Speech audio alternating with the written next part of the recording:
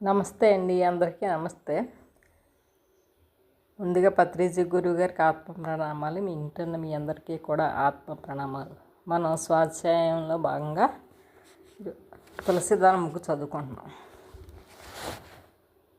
ఈరోజు టాపిక్ యోగ సాధన. ధమ్మపదంలో యోగ సాధన గురించి ఎలా ఉంది. ధమ్మపదం అంటే బుద్ధుడు రాసిందనమాట. యోగావే జాయితే భూరి అయోగ భూరి సజ్జయో తథాత్తానం నివేశేయ యథాభూరి పవద్దతి అని ఉందన్నమాట. అంటే ఏంటంటే యోగానుష్ఠానం అంటే ధ్యానం అనుకోవచ్చు. అంటే ధ్యానం వల్ల జ్ఞానం పుడుతుంది. యోగానుష్ఠానం లేకపోతే జ్ఞానక్షయం జరుగుతుంది. అంటే ధ్యానం లేకపోతే మన దగ్గర జ్ఞానం తరుగుతూ ఉంటుందన్నమాట. క్షయం అంటే తగ్గిపోతూ ఉంటుంది. జ్ఞానం వృద్ధి అయ్యే దారిలోనే మనల్ని నడిపించుకోవాలి.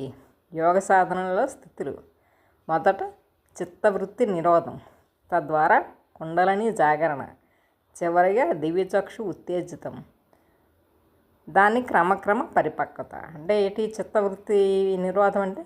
చిత్తం అంటే మన మనసు అనుకోండి. మనసు చేసే ఆలోచనలన్నింటినీ తగ్గిస్తుంది అనమాట. అంటే మనసు ఆలోచనలు అన్నీ తగ్గిస్తుంది. ధ్యానంలో కూర్చున్న వెంటనే నెమ్మదిగా ఆలోచనలు తగ్గుతూ ఉంటాయి అన్నమాట. క్రమేపీగా గ్రాడ్యువల్గా తగ్గుతాయి.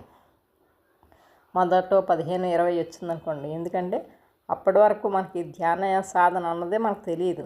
సైలెంట్గా కూర్చోవడం అన్నదే తెలియదు. ఎప్పుడూ ఏదో మాట్లాడుతూనే ఉంటాం. ఎప్పుడైతే ధ్యాన సాధనలో మనం కూర్చుంటామో అప్పుడు మనకి చిత్తవృత్తి నిరోధం కలుగుతుంది. ఫస్ట్ మన మనస్సు కంట్రోల్ చేసుకోవడం తగ్గుతుంది అనమాట. అంటే మనసు చేసే ఆలోచనలన్నీ గమనిస్తాం కదా, ఆలోచనలు అలా తగ్గుతాయంట అన్నమాట. ఎప్పుడైతే ఆలోచనలు తగ్గాయో మనకి కుండలిని శక్తి జాగృతం అవుతుంది. మనలో శక్తి ఉంటుంది. కుండలిని శక్తి ఉంటుంది అన్నమాట. అంటే మనకి ఫిజికల్ బాడీలో గ్లాండ్స్ ఎలా ఉన్నాయో ఇతరికి బాడీలో మనకు చక్రాలు ఉంటాయి. ఆ చక్రాలు శక్తి అంతా కూడా మనలో మూలాధార చక్రంలో ఉంటుంది. ఎప్పుడైతే ధ్యానం చేసి దాన్ని యాక్టివేట్ చేసుకున్నామో నెమ్మదిగా కుండలిని జాగరణ అన్నది అవుతుంది అన్నమాట. ఆ కుండలిని జాగరణ అయిన తర్వాత దివ్య చక్షు మనకి తెలుస్తుంది. అంటే 2 కనుబొమ్మల మధ్యని ఉన్న 3వ కనుమ తెరుచుకుంటే మనకి ఎక్స్పీరియన్సెస్ అనుభవాలు వస్తూనే ఉంటాయి అన్నమాట. దాన్ని అలాగ ఎక్కువ చేసుకోవాలి. యోగ సాధన ద్వారా మాత్రమే ఇవన్నీ సాధ్యమవుతాయి. మామూలుగా మటుకు ఎప్పుడు సాధ్యం కావు అని చెప్తున్నారన్నమాట ఈ యోగ సాధన గురించి. ఇంకా ఏం చెప్పారంటే నెక్స్ట్ పతంజలి అష్టాంగ యోగం. పతంజలి మహర్షి చెప్పిందే అష్టాంగ యోగ సాధన. అంటే అష్ట అంటే 8, అంగ అంటే భాగాలు, యోగ మార్గం అంటే 8 అంగాలు కలిసిన ఈ సాధనా కార్యక్రమం అన్నమాట. ఇందులోని పతంజలి చెప్పినవి 8 మార్గాలు అన్నమాట. అవి ఏంటంటే అందులో ఒక్కొక్కటి ఆ సాధనలన్నీ చేసుకుంటూ ఉంటే మనం లాస్ట్కి సమాధి స్థితిలోకి వెళ్తాం అన్నమాట. అవన్నీ అంటే ఏంటంటే యమం, నియమం, ఆసనం, ప్రాణాయామం, ప్రత్యాహారం, ధారణ, ధ్యానం, సమాధి. ఇవి 8 అన్నమాట. ఈ 8 మార్గాలు కూడా మనకి పతంజలి మహర్షి చెప్పారన్నమాట. యమనియమాలు సిద్ధస్థితిని సూచిస్తాయి. ఒకానొక ధ్యాన సాధకుడు ప్రాణాయామ, ప్రత్యాహారణ, ధారణ, ధ్యానం అనబడే ధ్యాన సాధన కార్యక్రమం ద్వారానే సర్వ సమాధానాలు దొరుకుతాయి. సంపూర్ణ సమాధి స్థితి చిత్తుడైనప్పుడు, అంటే సమాధి స్థితికి వెళ్ళినప్పుడు మాత్రమే అతనికి ఇంకా యమనియమాలు అతి సులభం అవుతాయి, అతి సహజం అవుతాయి. యమనియమాదులు భౌతిక సంసారిక జీవితంలో సిద్ధత్వాన్ని సూచిస్తాయి. భౌతిక సంసారిక జీవితంలో సిద్ధత్వాన్ని సాధించడమే దానికోసమే ఆధ్యాత్మిక జ్ఞానం. ఆధ్యాత్మిక అనుభవైక జ్ఞానం అన్నది చిత్త వృత్తి రహితం అయినప్పుడే లబ్ధం. చిత్తం వృత్తిరహితం కావడానికి ముందుగా ఆసన సిద్ధిని సాధించాలి. దానితో పాటు ఉచ్ఛ్వాస నిశ్వాసాలను గమనిస్తూ ఉండాలి. అదే ప్రాణాయామం అన్నమాట. ఆ ప్రాణాయామాన్ని కనుక మనం నెమ్మదిగా చేస్తూ ఉంటే అప్పుడు మనకి బాహ్యేంద్రియాలు క్రమక్రమంగా అంతర్ముఖం అవుతాయి అన్నమాట. అంటే బాహ్యేంద్రియాలు అంటే మన కళ్ళ ద్వారా చూడడము, చెవుల ద్వారా వినడము, అవన్నీ కూడా లోపలికి వెళ్తూ ఉంటాయి అన్నమాట. అప్పుడు మనకి అంతర్ముఖం అవుతాం, అంటే లోపలికి చూడడం. అంతర్ముఖం అయిపోయిన తర్వాత లోపల ఇంద్రియాల లోపల వ్యవహారాన్ని అంతా చూడడం. మన కళ్ళు మూసుకుంటే మరి రకరకాల రంగులు కనిపిస్తాయి. వాటన్నిటి ఏంటంటామంటే మనం ప్రత్యాహారం అంటాం అన్నమాట. ప్రత్యాహారం అంటాం. చిత్తం ఆలోచన రహితమై అంతరేంద్రియాలు ఉత్తేజితమైనప్పుడు అంతర్ముఖంగా ద్యోతకమవుతున్న అనేక దృశ్యాలను శ్రద్ధగా గమనించడమే ధారణ. మనకి ఎప్పుడైతే ప్రత్యాహారం కలిగిందో మనం సైలెంట్గా కూర్చొని ధ్యానం చేస్తూ ఉంటామో మనకి లోపల ఉన్న అంతరేంద్రియ మన లోపల ఉన్న మన మనసు శూన్యమైపోయి అనేక అనుభవాలు మనకు వస్తుంటాయి అన్నమాట. అవన్నీ చూస్తుంటాం. ఆ చూసిన వాటిని అలా గమనిస్తూ ఉంటాం. దాన్ని ఏమంటారంటే ధారణ అంటాం. ఇలాగ ధారణ చేస్తూ ఉంటే మనకి అప్పుడు ఆస్ట్రల్ బాడీ అంటే సూక్ష్మ శరీరం, మనకి ఏమన్నా శరీరాలే కాదు, లోపల ఇంకా శరీరాలు ఉంటాయి అన్న విషయం తెలిసి మనకి సూక్ష్మ శరీరం విడిపడిపోద్ది అనమాట, సెపరేట్ అయిపోద్ది అనమాట. ఎప్పుడు సూక్ష్మ శరీరం ఎప్పుడైతే సెపరేట్ అయిపోయిందో మనకి అప్పుడు ధ్యాన స్థితి అన్నది కలుగుతుంది. ఈ సూక్ష్మ శరీరం ద్వారానే మనం ఏం చేస్తామంటే అన్నీ చూస్తామన్నమాట. అన్నిటికీ సమాధానాలు అన్నీ లభిస్తాయి. అదే సమాధి స్థితి అంటే ధి అంటే బుద్ధి సమంగా ఎప్పుడైతే పనిచేస్తుందో అప్పుడే అన్నిటికీ సమాధానాలు దొరుకుతాయి అనేసి పతంజలి చెప్పారనమాట. పతంజలి మహర్షి ప్రణీత అష్టాంగ యోగ మార్గం జయహో అని చెప్తున్నారు పత్రిజీ గారు. ఈ పతంజలి చెప్పిన అష్టాంగ యోగ మార్గాన్నే యమం, నియమం, ఆసనం, ప్రాణాయామం, ప్రత్యాహారం, ధారణ, ధ్యానం, సమాధి. ఇందులో పత్రిగారు ఈ యమ నియమాలు రెండూ తీసుకొచ్చి మనకు చివరిగా చెప్పారనమాట. అది పిరమిడ్ అష్టాంగ మార్గం అన్నమాట. సో ఇప్పుడు నెక్స్ట్ టాపిక్ యమ నియమాలు. యమం అంటే ఏంటి? కంట్రోల్, నియంత్రించడం, మౌలిక ఆధ్యాత్మిక జీవన సూత్రాల మీద ఆధిపత్యం కలిగి ఉండడం. పతంజలి మహర్షి 5 యమాలను ప్రవచించారు. అవి 1 సత్యం, అహింస, బ్రహ్మచర్యం, అస్తేయం, అపరిగ్రహం. ఈ 5ను యమాలు అంటారన్నమాట. వీటిని సత్యం ఏంటి? ఎప్పుడు ఆత్మసత్యాన్ని పలకడం, ఎప్పుడు సత్యాన్ని పలకడం. అది సత్యం ఏంటి? ఆత్మసత్యము అన్నది మనం తెలుసుకోవాలి. ఈ ఆత్మే పరబ్రహ్మ అనేసి ఎలాగనుకుంటున్నామో ఈ ఆత్మ అనేది ఎప్పుడు కూడా ఉంటుంది, నిత్యం కూడా ఉంటుంది. అందుకని ఆత్మసత్యం అన్న విషయం తెలుసుకోవాలి. రెండోది ఏంటి? అహింస ఏంటి? హింసాత్మక చర్యలను పూర్తిగా విసర్జించడం. హింసాత్మక చర్యలు అంటే ఎదుటి మనిషిని బాధ పెట్టడం. ఆ బాధ అన్నది మాటల ద్వారా ఏంటి, చేతల ద్వారా ఏంటి. సో ఏదైనా సరే ఎదుటి మనిషిని, జంతువుని ఏంటి, ఎవరినైనా సరే బాధ పెట్టడం పూర్తిగా వదిలేయాలన్నమాట. అది అహింస. మాటల ద్వారా కూడా హింస పెట్టకూడదు. మన చేతలు సరే చేతల ద్వారా కొట్టడం, తిట్టడం అవన్నీ పక్కన పెట్టినా మాటల ద్వారా కూడా ఎవరిని కూడా బాధ పెట్టకూడదు. బ్రహ్మచర్యం అంటే ఎప్పుడూ మంచి మార్గాన్ని అవలంబించడం. అంటే బ్రహ్మచర్యం అంటే నిత్యం బ్రహ్మంలో చరించాలి. అలాగని ప్రతి నిత్యం ఎప్పుడు కూడా బ్రహ్మంలో ఉండిపోవడం కాదు. ఇటు సంసారంలోనూ ఉండాలి, ఇటు సన్యాసంలో కూడా ఉండాలి, మధ్యస్థితిలో ఉండాలి. అట్నే ఏది ఎంత చెయ్యాలో అంతవరకే చెయ్యాలి. ఏ విషయం అయినా సరే, ఏ పని అయినా సరే ఏది అతిగా చేయకూడదు, ఏది తక్కువ చేయకూడదు. అన్నిటిలోనూ కూడా మధ్య మార్గంలో ఉండాలి అని చెప్తున్నాను. నెక్స్ట్ ఏంటి? ఆస్తేయం అంటే ఇతరుల ఆస్తి పట్ల అసూయ ఉండకపోవడం. ఇతరులు సంపాదించుకుంటారు, ఆస్తులు సంపాదించుకుంటారు. అయ్యో వాళ్ళకి పెద్ద మేడ ఉంది, పెద్ద ఇల్లు ఉంది, మనకేమీ లేదే. సో అనేసి ఈర్ష్యపడకూడదు. వాళ్ళే ఇప్పుడు కష్టసుఖాలు, సుఖదుఖాలు, భోగభాగ్యాలు అన్నీ కూడా మన రాతను బట్టి ఉంటాయి అన్నమాట. సో అవేమి కూడా పూర్వజన్మలో పుణ్యం చేసుకుంటే భోగాలు వస్తాయి, పాపం చేసుకుంటే రోగాలు వస్తాయని మనకి తెలుసు కాబట్టి సో ఎప్పుడు కూడా ఇతరుల ఆస్తి పట్ల మనం ఎప్పుడు కూడా అసూయ చెందకూడదు. వాళ్ళకి అంత ఉంది, వీళ్ళకి ఎంత ఉంది, నాకు ఏమీ లేదు. సో అలాంటి బాధలు ఏమీ పడకూడదు. నెక్స్ట్ అపరిగ్రహం అంటే అవసరం కానిది ఇతరులు ఇచ్చినా తీసుకోకపోవడం. మనకు అవసరం లేదనుకోండి, ఎవరైనా ఏదైనా ఇస్తారనుకోండి, మన అవసరం లేకపోయినా కొంతమంది తీసుకుంటారు, దేనికైనా పనిచేస్తుందిలే అని తీసుకుంటారు. సో అలాగా మనకు అవసరం లేదు అది, కాకపోతే ఇతరులు ఇచ్చారు కదా అని మనం తీసుకోకూడదు. మనం తీసుకోకపోతే అది ఇంకో వాళ్ళకి ఉపయోగపడుతుంది. సో అలాగని ఉండాలన్నమాట. అంతేగాని దేనికైనా పనిచేస్తుంది కదా తీసుకోకూడదు. మనకి ఇచ్చిన అలాగే అవసరం కానీ మనకి ఇతరులు ఇచ్చినా కూడా మనం ఎప్పుడూ కూడా తీసుకోకూడదు. ఇవన్నీ కూడా యమాలన్నమాట. సత్యంలో ఉండాలి, అహింసలో ఉండాలి, బ్రహ్మచర్యంలో ఉండాలి, అస్థేయంలో ఉండాలి, అపరిగ్రహంగా కూడా ఉండాలి. ఇవన్నీ కూడా యమాలు. ఈ నియమాలంటే ఏంటి? మనం రోజు చేసే పనులు, దైనందిన కార్యక్రమాలు ఉంటాయి కదా, మన డైలీ చేసే పనులు. మన ఆధ్యాత్మిక దైనందిన జీవితంలో కొన్ని కార్యకలాపాలు తప్పనిసరి. పతంజలి మహర్షి 5 నియమాలు ప్రవచించారనమాట. ఈ నియమాలు కూడా 5 ఉన్నాయన్నమాట.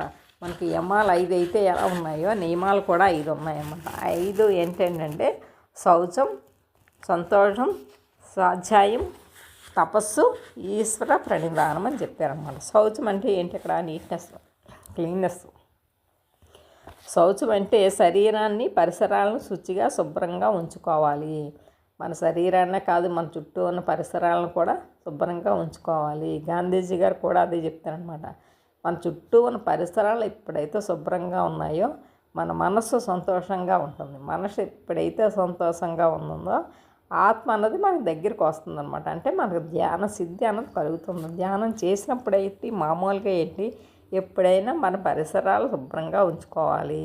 అలాగే మన శరీరాన్ని కూడా శుభ్రంగా ఉంచుకోవాలి. ధ్యానం చేసిన వాళ్ళకి అవేం అక్కర్లేదు, మనం నీట్గా ఉంటే ఏం అక్కర్లేదు, పడుకొని లేచినా పర్వాలేదు, ధ్యానం చేసేయచ్చు. కాకపోతే పక్క వాళ్ళకి డిస్టర్బెన్స్ లేకుండా మనకున్నంతలో మనం నీట్గా ఉంచుకోవడం నేర్చుకోవాలన్నమాట. నెక్స్ట్ ఏంటి? సంతోషం. మనస్సును ఎప్పుడూ కూడా ఉల్లాసంగా ఉంచుకోవాలి. మన మనస్సు ఎప్పుడు ఏం చేస్తుంది? అయితే గతంలో ఉంటుంది, లేకపోతే ఫ్యూచర్లో ఉంటుంది. అయిపోయింది రాదు అని తెలుసు. రేపు పొద్దున మన ఫ్యూచర్ ఎలా ఉంటుందో మనకు తెలియదు. సో అయినా కూడా ఆ రెండింటి మీద ఉంటుంది. అలా కాకుండా ఎప్పుడు కూడా మన మనసు వర్తమానంలోనే ఉంటే మన మనసు ఎప్పుడు కూడా ఉల్లాసంగా ఉండగలదు. ఎందుకంటే ఈ క్షణమే, ప్రస్తుత క్షణంలోనే మనం ఎప్పుడైతే ఉన్నామో అప్పుడు మన మనసు ఉల్లాసంగానే ఉంటుంది అన్నమాట. ఎందుకంటే రాబోయే దాని గురించి ఆలోచించం, గడిచిపోయిన దాని గురించి ఆలోచించం. సో అలాంటప్పుడు మనసు ఎప్పుడూ కూడా సంతోషంగానే, ఉల్లాసంగానే ఉంటుంది అన్నమాట. తర్వాత స్వాధ్యాయం అంటే చక్కటి ఆధ్యాత్మిక గ్రంథాలను సదా చదువుతూ ఉండాలి. ఎప్పుడూ కూడా ఏదో సినిమాలు, నవల్స్ అలాంటి పిచ్చి కాకుండా ఆధ్యాత్మిక గ్రంథాలు, అది ఆత్మకథ. ఆధ్యాత్మికత అంటే మనకి సంబంధించినవి, మన ఆత్మకు సంబంధించినవి, మనం అంతకుముందు ఎక్కడున్నా ఏం చేస్తాం. సో మొత్తానికి అన్నీ కూడా ఆత్మకు సంబంధించిన బుక్సే. వాటికి సంబంధించిన జ్ఞానాన్ని తెలుసుకుంటూ ఉండాలి. నెక్స్ట్ ఏంటి? తపస్సు అన్నమాట. తపస్సు అంటే నిద్రాహారాదులు క్రమక్రమంగా తగ్గిస్తూ ఉండడం. మనకు నిద్ర రోజు ఎంతసేపు పడుకుండా ఇంచుమించు 8 గంటలు పడుకుంటారు అంటారు కదా, 8 గంటలు ఉంటారు కదా. ఆ 8 గంటలని క్రమక్రమంగా తగ్గించుకుంటూ రావాలి నిద్ర. అలాగే ఆహారం కూడా మొదట 3 పూట్ల శుభ్రంగా తింటాం, తర్వాత 2 పూటలకి, తర్వాత 1 పూటకి, తర్వాత అన్నం తినడం మానేయడం, తర్వాత. సో అలాగా మనకి బాడీకి ఏదైతే సూటబుల్ అది చేస్తూ కూడా మరీ ఎక్కువగా తినకూడదు, మరీ తక్కువగా తినకూడదు. ఏదైనా సరే మిడిల్ పాత్ అంటారు కదా, మధ్య మార్గాన్ని అవలంబిస్తూ చేసుకోవాలన్నమాట. అలాగే తపస్సు అంటే తపము చేసి తగ్గించుకోవడం, ఏదైనా తపము తగ్గించుకోవడం అన్నమాట. అలాగే మన నిద్రాన్ని, మన ఆహారాన్ని అన్నిటిని కూడా క్రమక్రమంగా తగ్గించుకోవాలి. ఈశ్వర ప్రణిధానం అంటే ఏంటి? అంతా ఈశ్వరమయమే అన్న భావనతో ఉండాలంటే ఏంటి? ఈ జగత్తంతా ఈశ్వరుడే, పరమేశ్వరుడు ఎక్కడైనా ఉన్నాడు, అంతా దైవత్వమే. ఇక్కడ పరమేశ్వరుడు అంటే ఈశ్వరుడు అని కాదు, విష్ణుమూర్తి అని కాదు, ఇంకో దేవుడే కాదు, అంతా దైవత్వమే, అంతా ఈశ్వరమయమే అని మనం ఎప్పుడైతే గ్రహించుకున్నామో ప్రతిదీ అంతా దైవత్వమే ఉంది, సృష్టిలో ఇంకేమీ లేదు. మనం తిన్న ఆహారం దైవం, మనం కూర్చున్న కుర్చీ దైవం. ఏదైనా సరే దైవత్వంలోనే ఉంది. దైవత్వం తప్పించి ఈ సృష్టిలో ఏమీ లేదు, అంతా ఈశ్వరమయమే అని మనం గ్రహించాలి. యమనియమాలు భౌతిక జీవితంలో హస్తగతం కావాలి అంటే అనునిత్య యోగం, ఆధ్యాత్మిక జ్ఞానం వినా వేరే శరణ్యం లేదు అని చెప్తున్నారు. అందుకే పతంజలి మహర్షి మీకు 1,000,000 నమస్కారాలు కరిష్యే వచనం తవ అని చెప్తున్నారు. అంటే మీరు చెప్పినట్టే చేస్తాము. అంటే యమనియమాలు ఈ ఫిజికల్ లైఫ్లో మనం మనకి ఏదైనా సరే హస్తగతం కావాలంటే మన చేతుల్లో ఉండాలంటే ప్రతి నిత్యం కూడా మనం యోగం ఆధ్యాత్మిక జ్ఞానం తప్పకుండా చేయాలి. అందుకే అంటారు మనకి ఏదైనా కావాలంటే ప్రతి నిత్యం మనం జపం మానకూడదు, అలాగే ప్రాణాయామం మానకూడదు, తర్వాత ఏంటి యోగం మానకూడదు, తర్వాత ధ్యానం మానకూడదు. సో అవి ఇవన్నీ కరెక్ట్గా చేయాలంటే మనకు అంకిత భావం కావాలి. సో ప్రతి దాని మీద అంకిత భావం పూర్తి డెడికేషన్తో చేస్తే మటుకు ఏవైనా సరే మన చెప్పు చేతుల్లోనే ఉంటాయి, మన కంట్రోల్లోనే ఉంటాయి. సెల్ఫ్ కంట్రోల్ అంటారు కదా, ఎమోషనల్ బ్యాలెన్స్ అంతా కూడా స్థితప్రజ్ఞతగా ఉండగల స్థితి మనకి వస్తుంది అని చెప్తున్నారు అనమాట. ఇక్కడ ఏంటి నెక్స్ట్ చిత్తవృత్తి నిరోధం టాపిక్. చిత్త సద మదోత్సాధు చిత్తం దస్త సుఖావహం. చిత్తం యొక్క నిగ్రహం పరమయోగ్యం, నిగ్రహింపబడిన చిత్తం సుఖప్రదం అన్నాడు బుద్ధుడు ధమ్మపదంలో. యోగ చిత్తవృత్తి నిరోధ అన్నాడు పతంజలి మహర్షి. బుద్ధుడు ధమ్మపదం అలా చెప్పారు, పతంజలి మహర్షి ఎలా చెప్పారు యోగ చిత్తవృత్తి నిరోధ అని. అంటే ఏంటి, మనకి థర్డ్ ఐ ఓపెన్ అవ్వడానికి ముందు అంటే దివ్యచక్షు యాక్టివేషన్ అవ్వడానికి ముందు చిత్తవృత్తుల నిరోధం అవసరం. చిత్తవృత్తి అంటే మనసు చేసే ఆలోచనలన్నీ తగ్గాలన్నమాట. చిత్తవృత్తి నిరోధం అయిన వెంటనే కుండలిని అన్నది మేలుకొనడం మొదలవుతుంది. మనకి కుండలిని శక్తి ఉంటుంది అనమాట. మన మూలాధార చక్రం నుండి సహస్రారం వరకు ఉంటుంది కుండలిని శక్తి ఉంటుంది. మన మూలాధార చక్రం కుండలా ఉన్నట్టు ఉంటుంది అనమాట, అందులోని స్థిరపడి ఉంటుంది అనమాట. ఎప్పుడైతే మనం యోగం చేసామో అప్పుడు బయటకు వస్తుంది అనమాట. అది ఎప్పుడు బయటకు వస్తుంది, మన చిత్తవృత్తులు అంటే మన మనసు చేసే ఆలోచనలన్నీ పూర్తిగా తగ్గినప్పుడే, మన మనస్సు బుద్ధి శూన్యం అయినప్పుడే వస్తాయన్నమాట. అంతవరకు కూడా ఏది రాదు. ఉదాహరణకు ధ్యానం కానివాడి చిత్తం హైదరాబాద్ దాబిట్స్ రోడ్ సాయంత్రం 6 గంటల సమయం మాదిరి గజిబిజిగా ఉంటుంది. అయితే ఆనాపానసతి ధ్యానం చేసిన తర్వాత అదే చిత్తాన్ని హైదరాబాద్ అబిట్స్ రోడ్ రాత్రి 2 గంటల సమయం మాత్రం నిర్మానుష్యం చేసుకోగలం. అంటే ఏంటి, మామూలుగా ధ్యానం చేయనప్పుడు రోడ్లే గజిబిజిగా ఎలా ఉంటాయో మన మనస్సు యొక్క ఆలోచనలు కూడా అన్నీ రకరకాలుగా అన్నీ గజిబిజిగా ఉంటాయి అన్నమాట.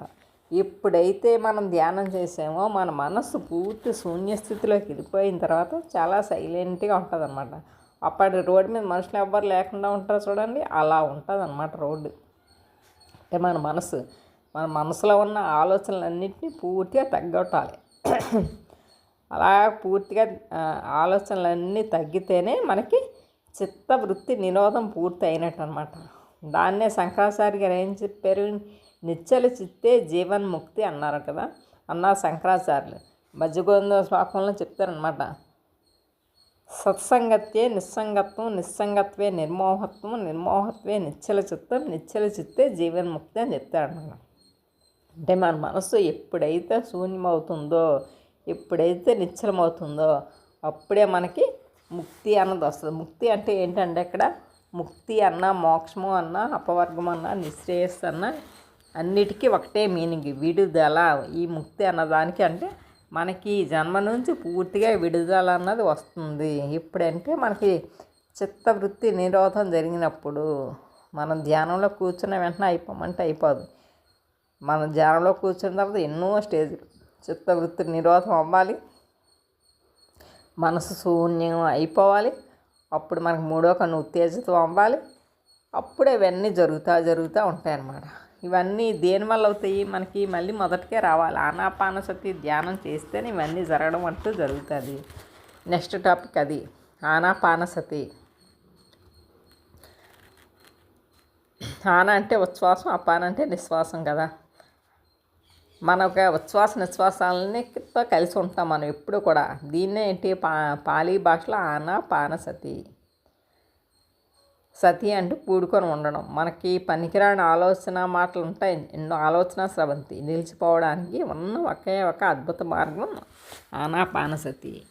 మన పనికిరాని ఆలోచన స్రవంతి ఎప్పుడైతే ఆగిపోతుందో, మనం ఎప్పుడైతే శ్వాస మీద ధ్యాస పెట్టామో, మన ఉచ్ఛ్వాస నిశ్వాసాలను ఎప్పుడైతే గమనిస్తూ ఉంటామో మన ఆలోచన స్రవంతి అంటే ఆలోచన పనికిరాని ఆలోచనలు వచ్చి అన్నీ ఆగిపోతూ ఉంటాయి అన్నమాట.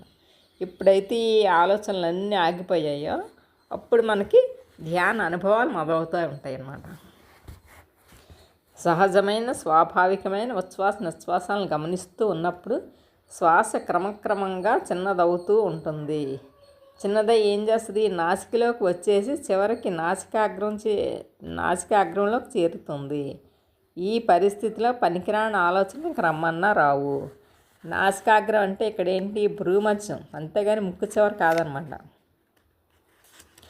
అంటే ముక్కు కొన కాదు, అంటే ముక్కు చివర కాదనమాట. భ్రూమధ్యం అంటే రెండు between the two eyebrows that place is called as భ్రూమధ్యం. అంటే రెండు కనుబొమ్మలకి మధ్య ఉన్న ప్రదేశాన్ని భ్రూమధ్యం అంటారు.